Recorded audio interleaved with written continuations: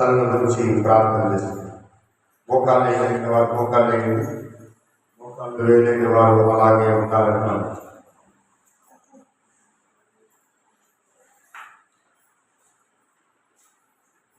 పరిశుద్ధుడు అయిన దేవ, మహిమ కలిగిన రాజా, సర్వశక్తివంతుడా, ఈ సమయమందు ప్రభువా మిమ్మల్ని స్తుతించడానికి, ఆరాధించడానికి, గణపరచడానికి, కీర్తించడానికి మీరు ఇచ్చిన మా గొప్ప తరుణములను బట్టి నాయన మీ పాదాలను వందనాలు చెల్లిస్తూ ఈ సమయమందు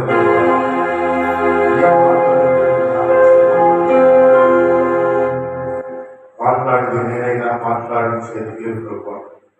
మీరు మాట్లాడుతుండగా వినగల చెవులు, గ్రహించగల మనస్సు నాకు, మాకు, మా అందరికీ అనుగ్రహించారు. యేసు పరిశుద్ధ నామములో అడుగుతున్నాము తండ్రి. ఆమేన్. ఆమేన్. దయచేసి కూర్చోండి. 2024వ సంవత్సరం కొద్ది నెలలకే దాటిపోతాం. ఈ 2024లో ఇది చివరి మాసం. 2024లో దేవుడు మనందరినీ కాచి కాపాడి సంరక్షించాడు. హల్లెలూయా. భయంకరమైన వ్యాధులు, భయంకరమైన జబ్బులు, భయంకరమైన తుఫానులు, ఎండ దెబ్బలు, వరదలు, భూకంపాలు, యుద్ధాలు ఇవన్నీ కూడా జరుగుతున్న నిన్ను నన్ను దేవుడు సజీవుల లెక్కలో ఉంచాడు. హల్లెలూయా. మనం బ్రతికి ఉన్నాము అంటే దానికి కారణం దేవుడే. హల్లెలూయా. నిన్ను సజీవ లెక్కలో ఉంచాడు అంటే కారణం ఆయన యొక్క కృపే. హల్లెలూయా. ఆయన కృప లేనిదే మనం ఒక్క అడుగు కూడా తీసి అవతలికి వేయలేదు. మీరు బ్రతుకుదురు కాక అంటే బ్రతుకుతూ, మీరు జీవించి ఉందరు కాక అని దేవుడు అంటే జీవించి ఉన్నాం. మీరు ఆరోగ్యంతో ముందురు కాక అంటే మనం ఆరోగ్యంతో ఉన్నాం. బైబిల్ ఏం చెప్తుందో తెలుసా?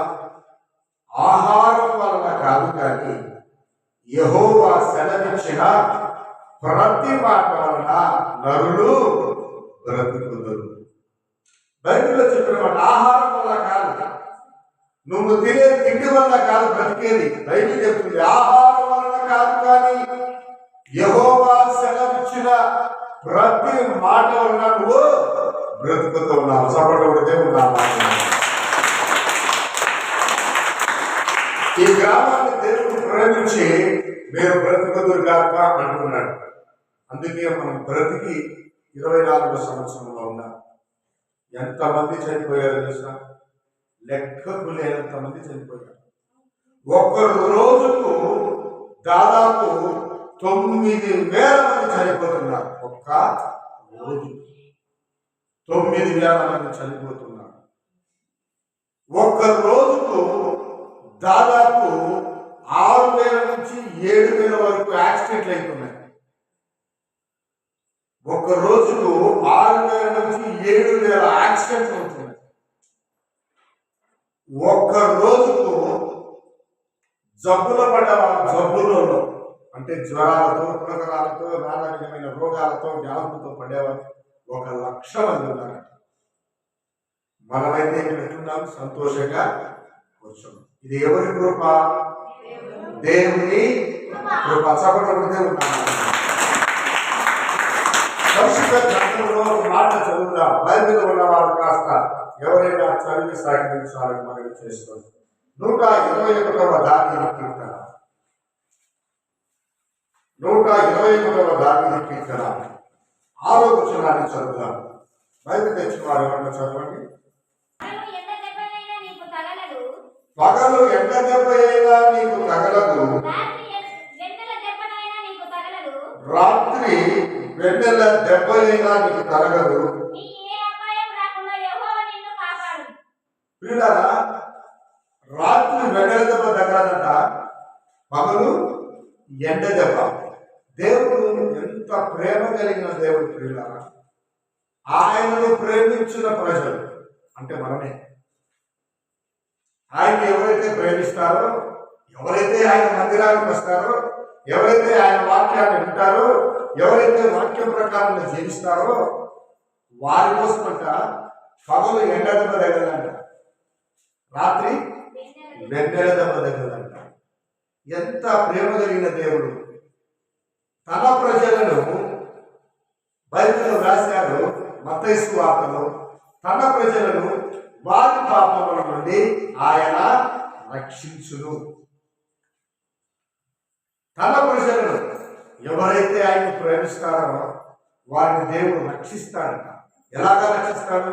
పగలు ఎండ దెబ్బ ఉండదు, రాత్రి వెన్నెల దెబ్బ ఉండకుండా ఆయన అరచేతులలో నిన్ను ఎత్తి పట్టుకొని నడిపిస్తాడు. హల్లెలూయా, హల్లెలూయా. ఎంత ప్రేమ కలిగిన దేవుడు తెలుసా? తల్లైనా ఒకనొక సమయంలో బిడ్డను మర్చిపోతున్నాము. తల్లైనా ఒకనొక సమయంలో బిడ్డను మర్చిపోతున్నాము. తండ్రి ఒకనొక సమయంలో బిడ్డను మర్చిపోతాడేమో, కానీ దేవుడు మాత్రం ఎడతెగకని ఎడల కృప చూపుతూ ఉన్నాడు. అందుకే 2024 సంవత్సరంలో మనం బ్రతికి ఇక మందిరంలో కూర్చొని దేవుని మాటలు వింటున్నాం. పగలు వెంట దెబ్బ తగలదు, రాత్రి వెన్నెల దెబ్బ తగలకుండా 24 సంవత్సరం అంతా దేవుడు నిన్ను కాచి కాపాడు. ఇంత గొప్ప ప్రేమ కలిగిన దేవుడు, ఇంత దయ కలిగిన దేవుడు ఈ లోకంలో ఎవరు కూడా. అయితే ఆయనకు ఇష్టలై మనం జీవించాలి. ఎవరికి ఇష్టలై? ఎవరికి ఇష్టలై? చెప్పండి చెప్పండి. ఎవరికి ఇష్టలై? దేవుడికి ఇష్టలై మనం బ్రతకాలి. మనం దేవుడికి ఇష్టలై బ్రతకపోతే ఏదే ప్రయోజనం ఉండదు. దేవుడు మనల్ని ప్రేమించాలి, మనం దేవుడిని ప్రేమించాలి, దేవుడిని మనం ఆరాధించాలి, దేవుడిని పూజించాలి. యేసు ప్రభు పుట్టినప్పుడు కొండల్లో లోయల్లో గొర్రెలు కాచుకుంటున్నారట. గొర్రెల కాపరు గొల్లవారు గొర్రెలు కాచుకుంటూ ఉంటే దేవుడికి వచ్చి, ఇదిగో మీ కొరకు నేను రక్షకుడు పుట్టి ఉన్నాడు. పగలు వెంటనే తగలదు, రాత్రి వెంటనే తగలకుండా మిమ్మల్ని రక్షించేవాడు పుట్టాడు. ఎవరైనా ప్రభు అయినా యేసు క్రీస్తు. తప్పకుండా దేవుడు మీ కొరకే ఆయన రక్షకుడుగా పుట్టాడు. ఎండలకు తగలకుండా, గడ్డలకు తగలకుండా, నీ కాపు కదలకుండా నిన్ను ప్రేమించి నడిపించేదానికే రక్షకుడు పుట్టాడు. ఈ మాట గొర్రెల కాపులకు దేవుడికి చెప్పింది. ఎప్పుడైతే దేవుడితో ఆ మాట చెప్పిందో ఈ గొర్రెల కాపులందరూ కూడా పరుగున వెళ్ళి ప్రభు అయిన యేసును పూజించిరి. ఎవరిని పూజించారు? యేసయ్యను పూజించారు. ఈరోజు నీకు కూడా ఇదే మాట, నీకోసమే రక్షకుడు పుట్టాడు. నువ్వు మందిరానికి రా, దేవుని ఆలయంలోకి రా, పరిగెత్తుకొని రావాలి. గొర్రెల కాపులు ఎప్పుడైతే ఆ మాట విన్నారో పిల్లారా, ఆ మాట వాళ్ళ చెవిని ఎప్పుడైతే పడిందో పరుగున వెళ్ళారు. ఎవరిని చూడటానికి? బాగా యేసును చూడటానికి. ఎవరిని చూడటానికి? రక్షకుడిని చూడటానికి బయలుదేరారు. మనం కూడా మందిరానికి త్వరగా పరుగుడితో మందిరానికి రావాలి. యేసయ్య సన్నిధానికి పరిగెత్తుకుంటూ రావాలి. అప్పుడు ఆయన మనల్ని రక్షిస్తాడు. నువ్వు దేవుని మందిరానికి రాకుండా నీ ఇష్టానుసారమైన జీవితాన్ని నువ్వు జీవిస్తే మన జీవితాలు పతనమైపోతాయి. అందుకే పరిశుద్ధ గ్రంథంలో ఒక మాట రాయబడింది. బైబిల్లో ఉన్న మాట చదువుదాం. మొదటి సమూయేలు గ్రంథం. కాబట్టి బైబిల్లో ఉన్న మాట మొదటి సమూయేలు గ్రంథం, పాత నిబంధన గ్రంథం, మొదటి సమూయేలు గ్రంథం 11వ అధ్యాయం నుంచి 15 వచనాల వరకు ఉన్న లేఖన భాగంలో ఏం రాసిన తెలుసా? సుబుద్ధి కలిగి ప్రవర్తించు వారికి అసూయ అనే ఈగలు తగలవు. ఎలాంటి వారికి? సుబుద్ధి కలిగి. సుబుద్ధి అంటే ఏమిటి తెలుసా? మంచి బుద్ధి. మంచి బుద్ధి ప్రవర్తించే వారికి ఏ అపాయము రా. ఏ బుద్ధున్నారు మనకు? ఏ బుద్ధున్నారు? చెడ్డబుద్ధి ఉండాలా, మంచి బుద్ధి? మంచి బుద్ధి సుబుద్ధి కలిగిన వారికి ఏ అపాయము రాదట, ఏ విపత్తులు రావట. ఎందుకు రావు తెలుసా? నీ మంచి హృదయంతో ప్రభువును స్తుతించాలి. కన్యక గర్భము ధరించి కుమారుని కన్న అతనికి ఇమ్మానుయేలు అను పేరు. ఏ పేరు? ఇమ్మానుయేలు అని పేరు పెడతారట. పిల్లరా, ఇమ్మానుయేలు అని పేరు భాషాంతరమున దేవుడు మనకు తోడు అని అర్థం.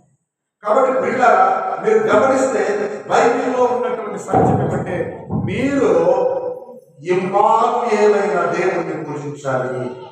ఇమ్మానుయేలుగా దేవుడు మనకు తోడు. హల్లెలూయా, హల్లెలూయా.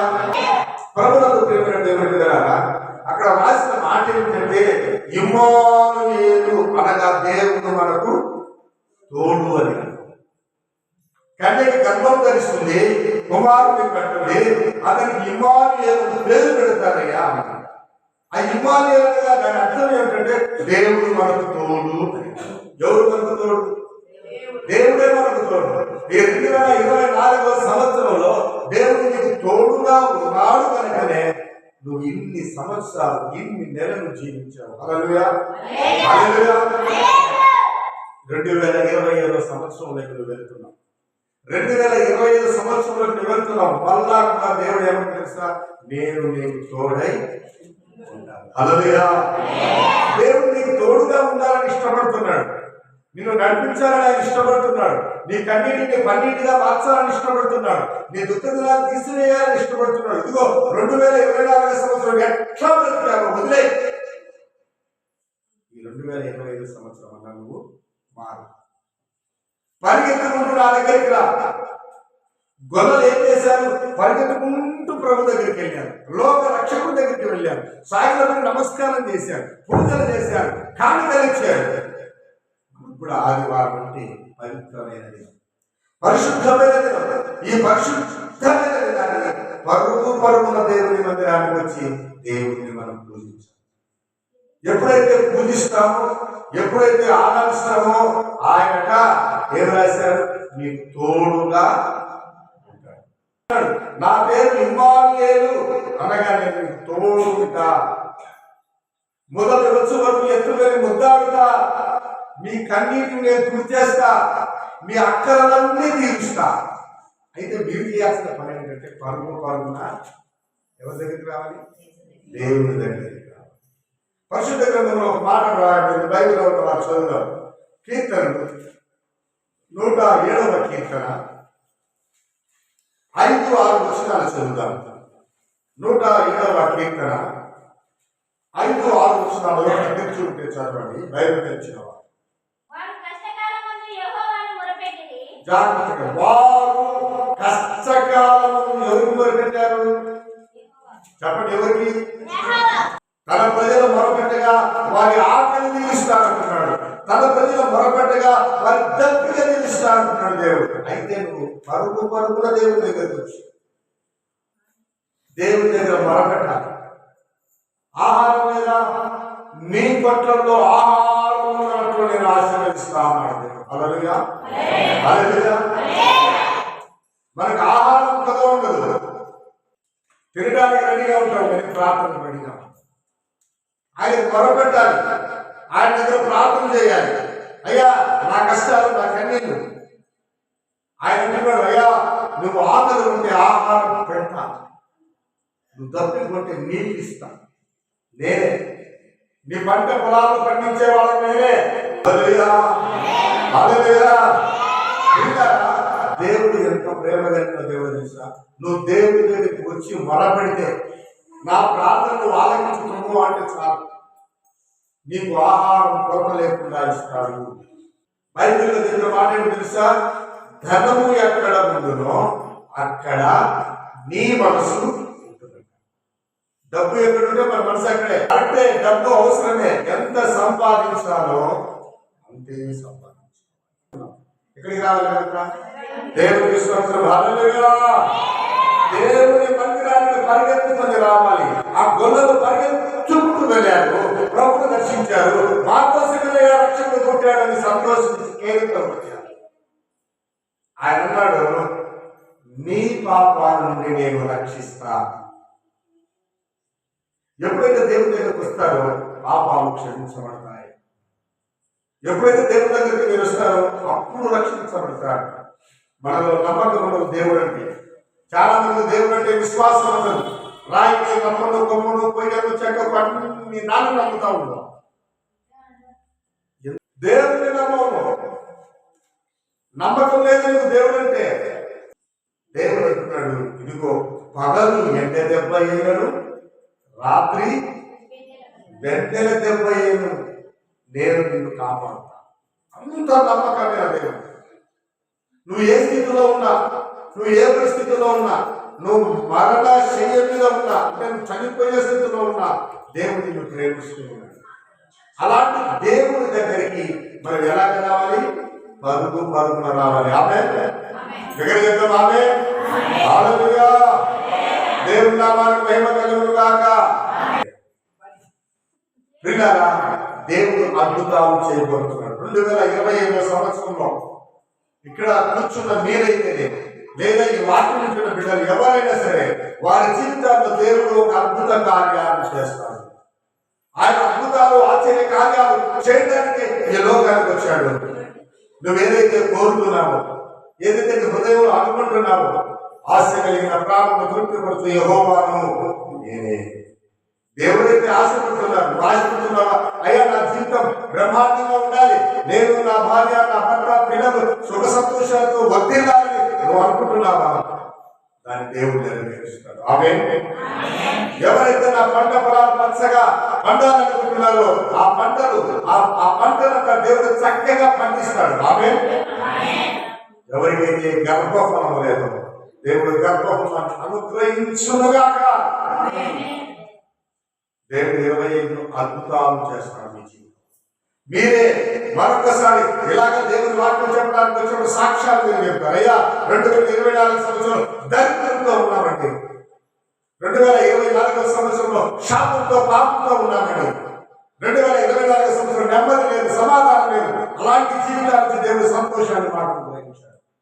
ఈరోజు సంతోషంగా నేను నా భర్త ఇదిగో గర్భఫలంలో కలవటిస్తున్నా, దేవుడు చక్కటి గర్భఫలాన్ని ఇచ్చాడు. సాక్ష్యాన్ని మీరు అనేకమైన అద్భుతాలు. అయితే ఏం చేయాలి తెలుసా? దేవుడు అద్భుతాలు చేస్తాడని నమ్మాలి. దేవుడు అద్భుతాలు నీ ఎడల చేస్తాడని నువ్వు ఏం చేయాలి? నమ్మాలి. చెప్పకూడదు, నమ్మాలి. నువ్వు నమ్మితే నీ జీవితంలో అద్భుతం జరుగుతుంది. గొల్లలు పరిగెత్తుకుంటూ వెళ్ళారు, ప్రభువును దర్శించారు, సాగిలకు నమస్కారం చేశారు. గొల్లలు జ్ఞానులు ప్రభు దగ్గరికి వెళ్ళారు. నువ్వు నేను దేవుడి దగ్గరికి వస్తే ఆశీర్వాదం పొందుకుంటావు. పగలు ఎండ దెబ్బ, రాత్రి వెండ దెబ్బ తగ్గకుండా దేవుడు తన అన్న చేతుల్లో ఎత్తి పట్టుకొని నేనే నీ కుటుంబాన్ని ఆశీర్వదిస్తాడు. అలాంటి కుటుంబ దేవుడు ఈ సంఘానికి వింటున్న వాక్యం బిడ్డలకు దయచేయునుగాక. ఆమేన్. చిన్న ప్రార్థన చేసుకుందాం. చిన్న ఎవరైతే ఈ వాక్యం వింటారో, ఎవరైతే ఈ వాక్యం వింటున్నారో, ఎవరైతే ఈ వాక్యాన్ని అనుభవం చేసుకుంటున్నారు విన్నారా, 2025 సంవత్సరం నీ జీవితంలో అద్భుతాలు చూస్తూ ఉన్నావు. Yes my dear brothers and sisters, God's miracles ని చూస్తాం, అద్భుతాలను చూస్తాం, ఆశ్చర్య కార్యాలను చూస్తాం. పగలు ఎండ దెబ్బ లేకుండా, రాత్రి వెంటల దెబ్బ లేకుండా నిన్ను కాపాడబోతున్నాడు దేవుడు 2025 సంవత్సరం. నమ్మినావా? నమ్ముతున్నావా? అయితే ఒకసారి ప్రార్థన చేయండి. పరిశుద్ధుడా, బహోన్నతుడైన దేవా, సర్వ శరీరాలను సృష్టించి పరిపాలిస్తున్నావా దేవా, మా కోసమే అయ్యా భగవంతుడి నుంచి భూమికే తెచ్చావయ్యా. మీకు స్తోత్రం. మా పాపాలను, మా శాపాలను రక్షించడానికి రక్షకులుగా వచ్చావు. అయ్యా నువ్వు గొప్ప అద్భుత ఆశ్చర్య కార్యాలను చేసే దేవుడు. వాక్యం కూర్చున్న బిడ్డలు ప్రార్థనలో ఏకీభవిస్తున్న మీ అద్భుత కార్యాలను క్షమించండి ఆయన. అయినా నీ వైపు బిడ్డలు వర్ణటానికి మీ కృపదేవండి నేను మీ దగ్గర నుంచి పొరబెట్ట వాక్య బిడ్డలకు అనుగ్రహించండి ప్రార్థన చేస్తున్నాను. వారి జీవితంలో ఉన్న అయినా బాధలు, రోగములు, రుగ్మతులు, వ్యాధులు, సమస్యలు యేసు నామములో కొట్టివేయబడుగా కానీ ప్రార్థన చేస్తున్నాను. వారికి అన్నింటినీ పన్నీటిగా మార్చండి నాయన. వారి జీవితంలో సమర్థం చేయమని ప్రార్థన చేస్తున్నాను. మీరు మనలో అపవాదికి సిగ్గు కలిగించమని యేసు పరిశుద్ధ నామములో అడుగుతున్నాము తండ్రి. ఆమేన్. ఆమేన్. ఆమేన్.